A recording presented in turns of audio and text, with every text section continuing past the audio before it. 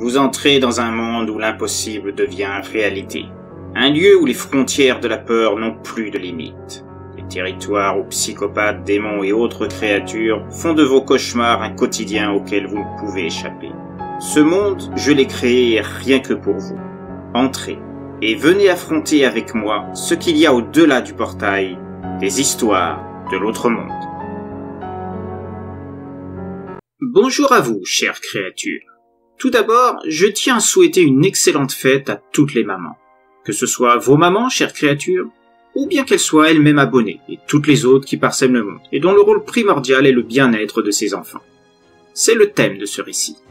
L'histoire d'une mère, soucieuse de venger les maux subis par son fils adoré, pris pour cible par des personnes voyant dans le handicap de ce jeune garçon, un autiste, un jouet qu'ils prennent plaisir à se moquer, et même plus encore. Le point de départ qui va faire plonger la ville où l'action se passe dans une terreur ascendante, au fur et à mesure de disparition ne laissant que des traces de sang derrière elle.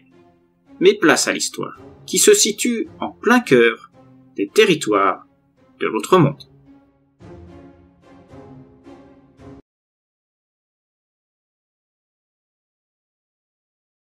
La meilleure des mères, ma chère maman.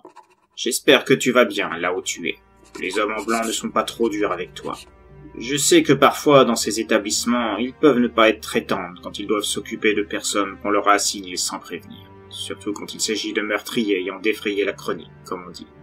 En même temps, on ne peut pas les blâmer d'être obligés de prendre des précautions pour s'occuper de toi. Je peux les comprendre. Ce n'est pas tous les jours qu'on peut découvrir qu'une femme aimée de toute une ville, par ses actions, sa générosité et sa bienveillance envers les autres, se révèle être en réalité une tueuse sanguinaire, coupable de 12 meurtres, tous aussi horribles les uns que les autres, dont les cadavres ont été retrouvés dans un état horrible dans son jardin.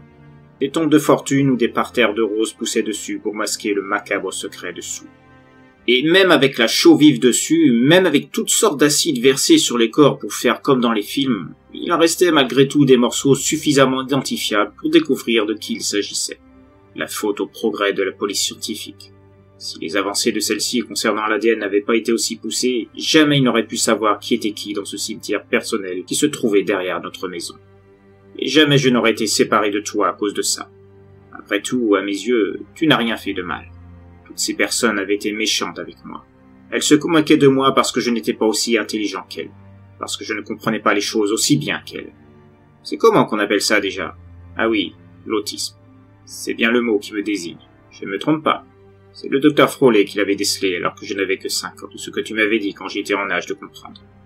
Même si la communication a été compliquée, étant souvent soumis à des absences assez conséquentes, étant enfermé dans le monde que je m'étais créé sans trop savoir comment.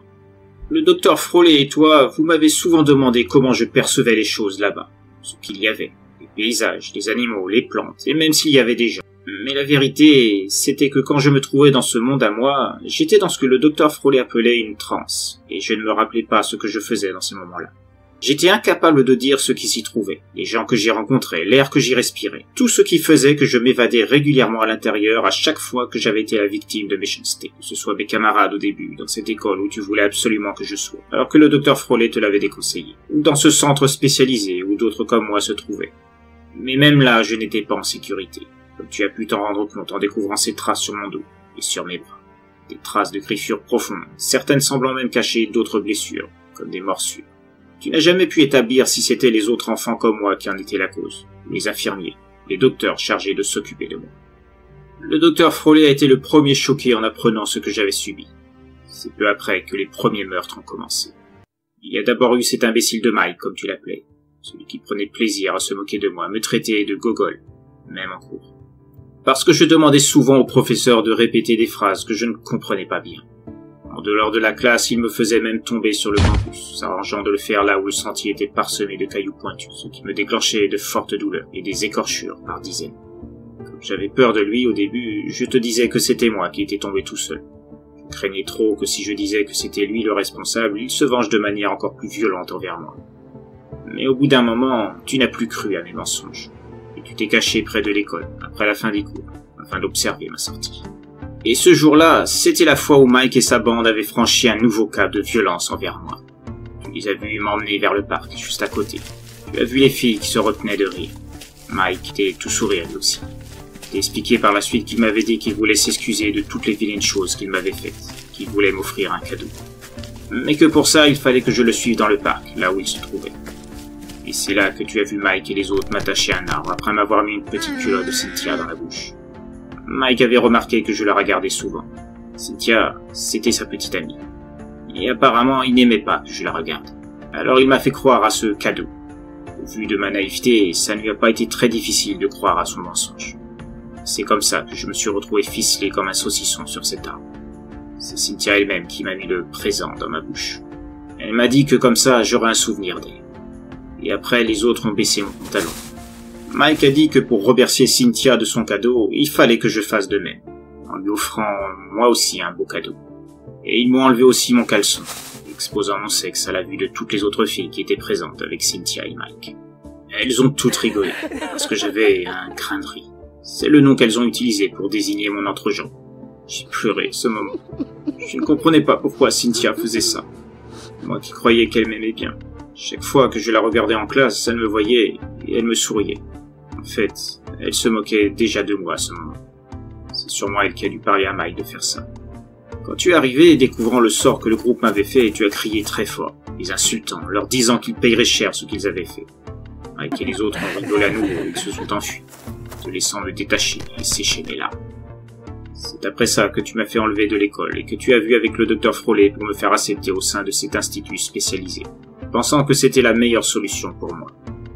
Par la suite, tu m'as expliqué que Mike et Cynthia avaient été renvoyés de l'école pour ce qu'ils avaient fait. Les autres ont écopé de renvoi temporaire, qui n'étaient que des acteurs passifs, sur les actes de Mike et Cynthia. Mais ils n'ont pas apprécié leur punition, comme tu allais t'en rendre compte par la suite. Une semaine après, alors que j'étais déjà à l'institut, notre maison s'est vue gratifiée d'inscriptions méchantes sur toi et moi sur les murs, avec des bombes de peinture. Les pneus de la voiture ont été crevés, et il y avait même des excréments humains devant la porte d'entrée. Tu n'as pas pu prouver leur culpabilité sur ça, parce que ça s'était fait en pleine nuit, sans témoin. Sans preuve, aucune possibilité de les traîner en justice. Et tu as vu Mike et Cynthia accompagnés dans leur petit groupe, ricaner aux abords de la maison de manière régulière, comme pour te narguer. Ça a été le déclencheur de cette folie meurtrière. 3 jours plus tard, la police constatait la disparition de Mike, ses parents s'inquiétant de ne plus avoir de nouvelles de lui. Cynthia non plus. Elle t'a accusé d'être à l'origine de ça, ce que tu as bien sûr nié, rétorquant qu'elle n'avait pas de preuves. Des traces de sang ont été trouvées près de la salle de billard où il avait l'habitude d'aller parfois, sur le chemin menant de celle-ci à chez lui, ainsi que l'une de ses bagues qu'il aimait arborer fièrement. Elle aussi, remplie de sang. On ne l'a jamais revue vivre. La semaine suivante, c'était au tour de Cynthia de ne plus donner signe de vie nulle part. Une vague de terreur a commencé à s'installer en ville dès l'instant où la police a découvert des traces de sang, là encore, près de la maison d'une de ses amies. C'est cette dernière qui, étonnée de ne pas voir arriver Cynthia à une soirée où elle l'avait invitée, a prévenu la police. Et au vu de ce qui était arrivé à Mike, tout le monde a pensé qu'elle avait subi le même sort. Bien sûr, tout le monde a fait le rapprochement avec toi. Et le fait que c'était mes tortionnaires qui avaient été les cibles de ces disparitions. Ou pire encore, au vu des traces de sang trouvées. La police t'a interrogé, mais elle a dû conclure à ton innocence vu qu'aucune preuve n'avait été découverte dans notre maison, ou dans le jardin. Mais il faut dire que le sergent Chris te connaissait bien, et il n'a pas trop voulu pousser les recherches trop intensément. Certains ont même dit que c'était moi. Et comme j'étais dans ce centre spécialisé au moment des meurtres, évidemment, l'enquête policière a démenti toute implication, pour des raisons évidentes. La police a essayé de calmer les ardeurs de certains habitants, ceux-ci ayant mis en place une milice pour protéger les autres membres du groupe de Mike et Cynthia, qui pouvaient servir de cible potentielle, car tous s'accordaient à penser que les mauvais traitements de la part du groupe envers moi étaient la cause de tout ça. Mais ça n'a servi à rien. La situation a même empiré. Malgré la milice qui patrouillait les rues, il y eut d'autres disparitions. Claire, Mindy, Stanley, Gus, Fauna, Iris, les uns après les autres membres du groupe présents le jour de mon cadeau par Cynthia et Mike disparus, à l'intérieur même de leur maison. Les seuls indices étaient toujours des traces de sang laissées sur le sol, des morceaux de tissu déchirés, laissant penser qu'ils avaient subi le même sort. À nouveau, la police t'a interrogé, que les disparitions avaient eu lieu la nuit et que ta maison était sans surveillance, pouvant te laisser libre cours à des escapades meurtrières et nocturnes. Une fouille plus intensive a été effectuée.